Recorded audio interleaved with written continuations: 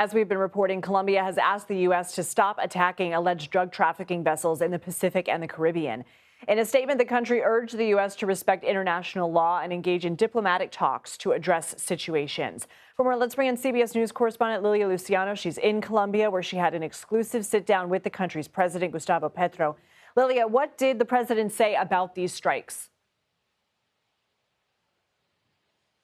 Hey there, Lindsay. Well, the first thing that really struck me is that the president told me he gets no information about these strikes before or after. There doesn't seem to be any communication with the U.S. government, with the Department of Defense.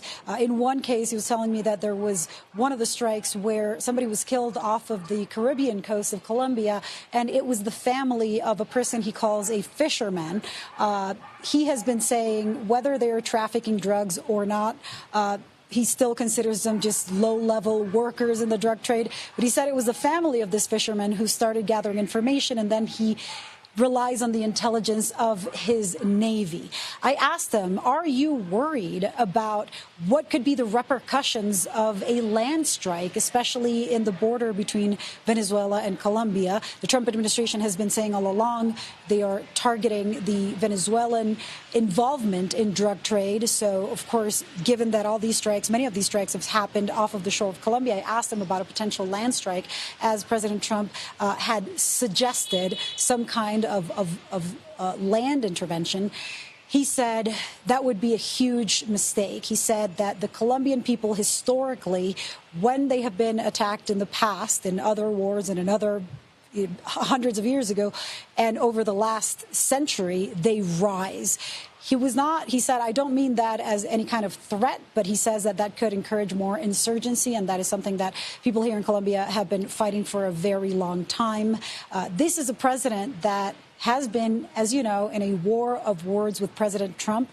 I will tell you, I noticed his rhetoric was a lot more tame than I expected, more tame than what we have seen in his previous tweets. But he still is calling those strikes war crimes. He says these are people who, whether they're traffickers or not, they don't have the defense to deal with a strike of this nature. And so he still is accusing the United States of war crimes. But his rhetoric on Trump seems to be a little bit lower in tone.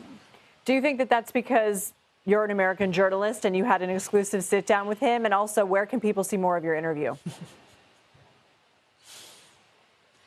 Well, he talked to international media in a press conference earlier, and everything seemed to go along those lines, too. He didn't say a whole lot of inflammatory things about the president. He is very vehemently attacking the people he has called Nazis, the people he says are far right-wing traffickers. He has had all kinds of accusations against the people who he says are advising President Trump. So he's saying it's not Trump, it's the people advising him. And today, Secretary of State Marco Rubio did call Petro a lunatic. The administration has been saying that he is out of control.